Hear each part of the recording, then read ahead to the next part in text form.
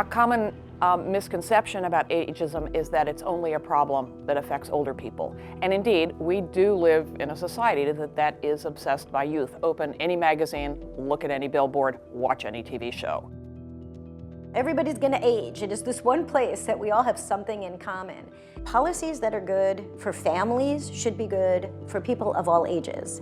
We should be thinking of ways to have government policies that are supportive of older people, supportive of kids, supportive of people in the middle. When an employer sees my resume or my LinkedIn profile and they see that I have 20 or more years of experience, I think that's a signal of, oh, he's too old to work for us. And I am struggling financially, and I'm really scared. I'm really scared.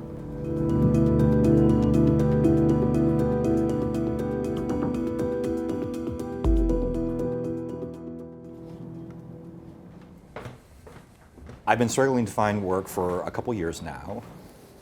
When I eliminate all the other options, it seems like one of the big things is because I'm over 50. It's just sort of some impressions and vibes, and that's really, it's so ephemeral, I can't really pin that down. I mean, I've had some really great phone interviews, and it's fast and snappy and terrific and amazing, and then I walk in the door, and there seems to be a mood shift.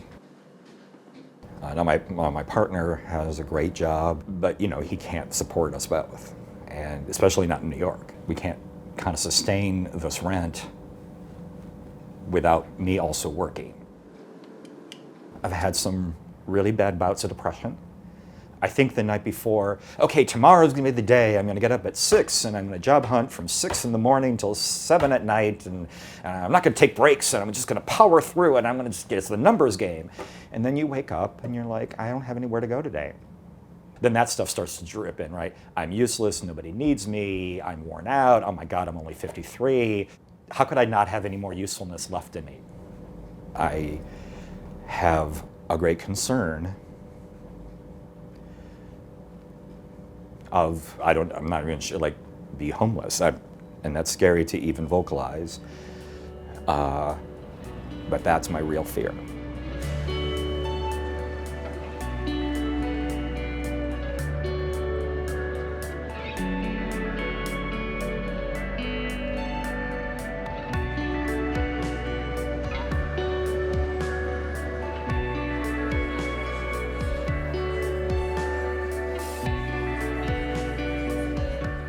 We have had a lifetime to internalize these messages, and most of us it's never even occurred to us to challenge them. For example, I stopped blaming my sore knee on being 65 because my other knee doesn't hurt and it's just as old. We all are bombarded with negative messages about age and aging from childhood on. We are all prejudiced. Anytime you look at a young person in the job and you resent the fact that they're your manager simply because they're younger than you, for example, that's ageism. So I'm really an advocate for telling both sides of the story. I'm not a Pollyanna that says everything about aging is easy and it's all going to be great. But let's also acknowledge all the ways in which it enriches us.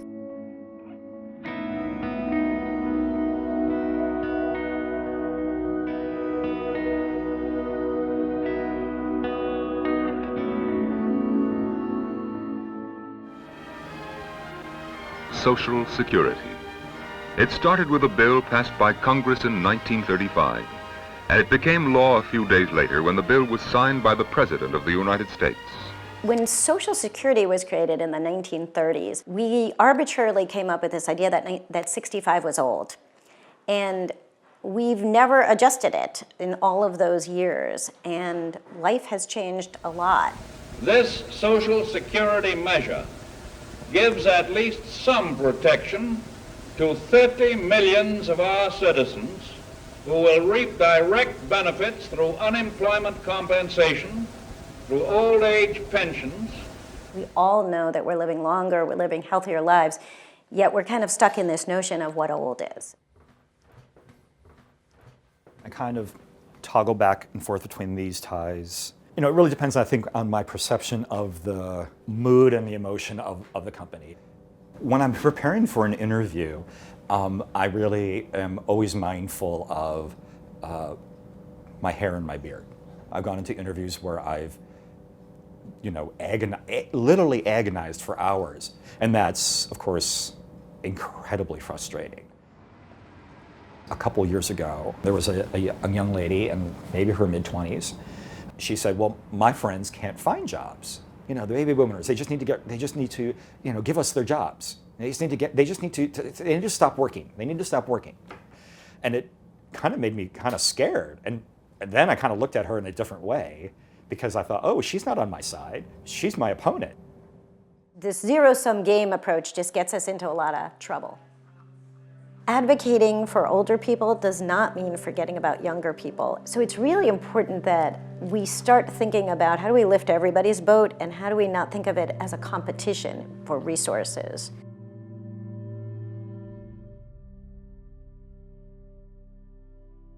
We created a one-year fellowship that's an organized way to bring kind of a new source of talent into often very resource-starved nonprofits, and it's having really good results. The idea is not to elevate the status of older people to be higher or better. It is to try and figure out a way to live together where the difference between old and young, which is real, is respected, where we capitalize on certain things, that younger people possess physical energy more of, and that older people possess experience, and build on each other's strengths, of course.